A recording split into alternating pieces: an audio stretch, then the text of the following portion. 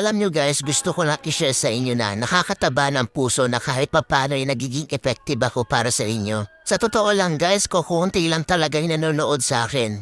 Yung magkaroon lang ako ng 200 views tsaka 10 hearts, masayang masaya na ako no? Obvious naman na small TikToker lang ako. Hindi katulad ng ibang influencer dyan ng mga sikat kung makabenta ay sobrang dami.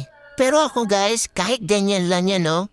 Ang saya-saya, promise. Kahit ganyan lang guys, feeling ko hindi ako napanghihinaan ng loob.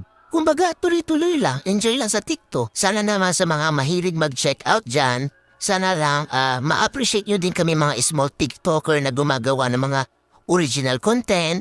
Hayaan nyo na yung mga influencer, mayayaman na yun. Yung tipong sila naka-iPhone 14, yung mga video camera nila, gaganda. Tapos ako naka-Realme, ang labo pa. Support niyo naman ako guys as a small TikToker dito na gumagawa ng original content. Sana ma-appreciate niyo po ang mga video ko. Salamat!